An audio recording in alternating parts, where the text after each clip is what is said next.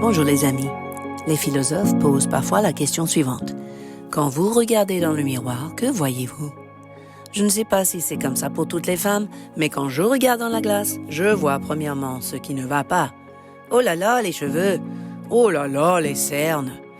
Mais mes amis, Dieu veut que nous voyions ce que lui, il voit.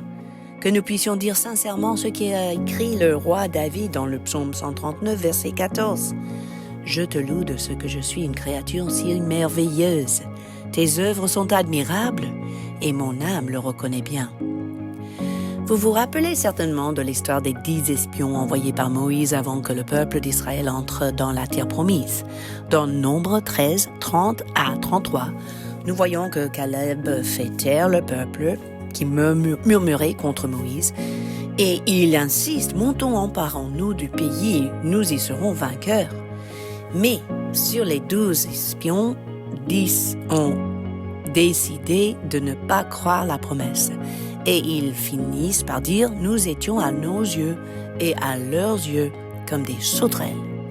Vous voyez, leur miroir était en fait l'opposition.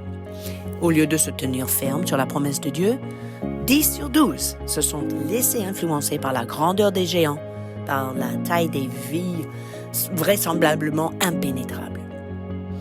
L'adversité que nous rencontrons peut déformer la vérité. Parfois, c'est tellement simple de perdre de vue ce que Dieu nous dit concernant nos vies, notre destinée.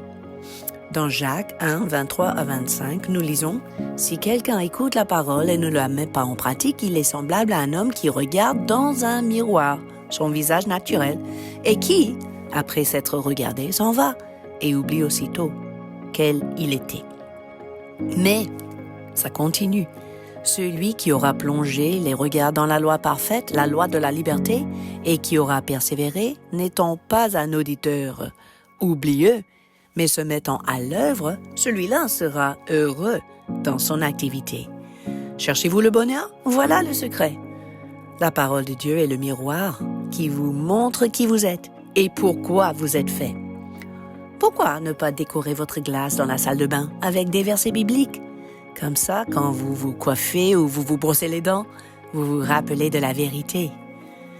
Un miroir reflète les choses à l'envers, c'est-à-dire seulement partiellement correctes. L'apôtre Paul dit ceci dans 1 Corinthiens 13, 12. Aujourd'hui, nous voyons au moyen d'un miroir, d'une manière obscure, mais alors, nous verrons face à face. Aujourd'hui, je connais en partie, mais alors je connaîtrai comme j'ai été connu. Il parle, bien sûr, des choses à venir, mais il continue dans le verset 13. Maintenant, donc, ces 3 choses demeurent, la foi, l'espérance et l'amour. Mais la plus grande de ces choses, c'est l'amour. Ces 3 choses, finalement, doivent rester en place comme le cadre de notre miroir. Si je ne considère pas des personnes ou des situations avec la foi, l'espérance et l'amour, je ne peux pas voir avec précision.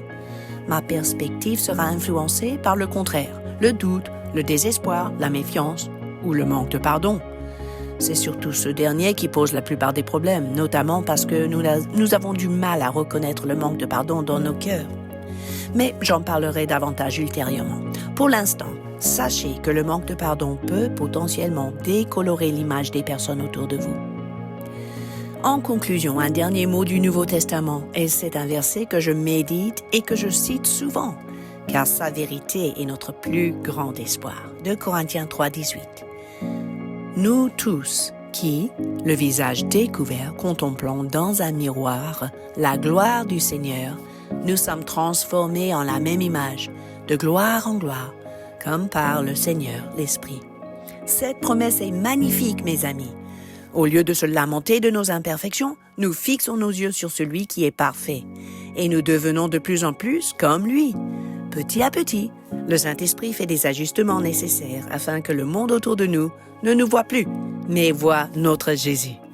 Plus nous le contemplons, plus nous reflétons sa bonté, sa compassion, son amour, sa paix. Bref, tous ces merveilleux attributs. Quel miroir utilisez-vous? Choisissez celui qui vous transforme pour la gloire de Jésus. À bientôt!